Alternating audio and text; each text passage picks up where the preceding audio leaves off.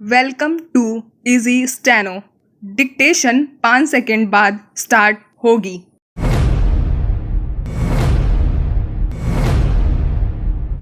धन शोधन मामलों में परिवर्तन निदेशालय यानी ईडी की तेज होती गतिविधियों से भ्रष्टाचार में लिप्त खासकर विपक्षी दलों के नेता खासे आहत थे।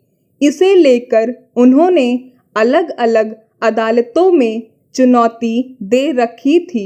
सर्वोच्च न्यायालय उन सभी 242 याचिकाओं पर एक जगह सुनवाई करते हुए आदेश दिया कि परिवर्तन निदेशालय को गिरफ्तारी, कुर्की और जब्ती जैसे दिए गए अधिकार वाजिब हैं।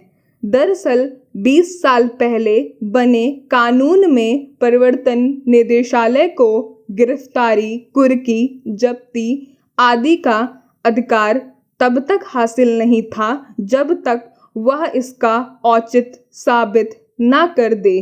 वर्तमान केंद्र सरकार ने उस कानून को बदलकर और कड़ा बना दिया, जिसके तहत उसे अदालत में अपना पक्ष साबित किए बगैर भी गिरफ्तारी और संबंधित व्यक्ति की संपत्ति जब्त करने का अधिकार दे दिया गया था।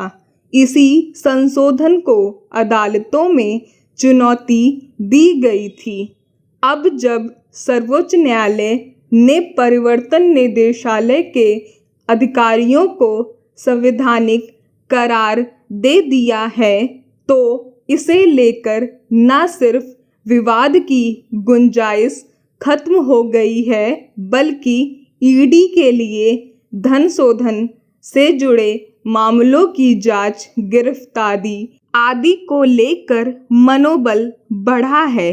दरअसल विवाद कानून में संशोधन को लेकर उतना नहीं है जितना सरकार के इशारे पर ईडी के छापों को लेकर है। परिवर्तन निदेशालय ने 2011 के बाद से अब तक 1700 छापे मारे, जिनमें से करीब 1570 की गहन जांच की गई, मगर उनमें से केवल 9 को दोषी पाया गया।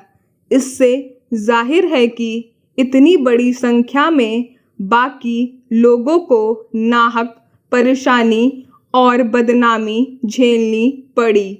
इनमें से कई लोगों की संपत्ति भी जब्त की गई।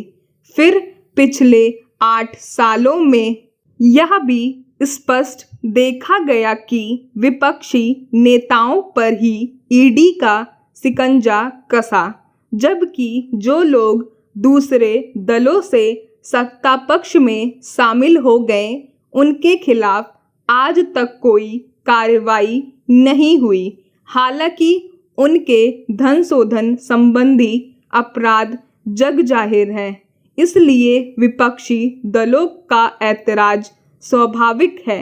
मगर धन शोधन का मामला देश की सुरक्षा से भी जुड़ा है।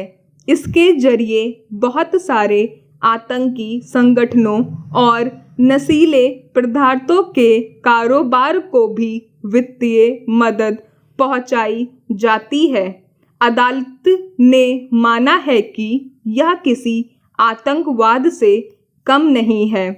इससे केवल देश और समाज को वित्तीय नुकसान नहीं पहुंचता, बल्कि देश की संप्रभुता और अखंडता को भी खतरा पैदा होता है।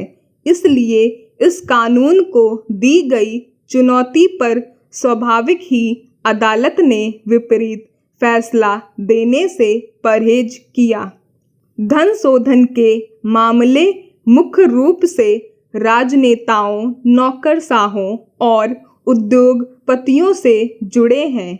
अनेक अध्ययनों के आंकड़ों से जाहिर है कि ये लोग किस तरह अपना काला धन छिपाने के लिए तरह तरह की तरकीबें अपनाते हैं। मगर जिसकी सत्ता में पहुंच होती है, ईडी उसकी तरफ आंख उठाकर भी नहीं देखता।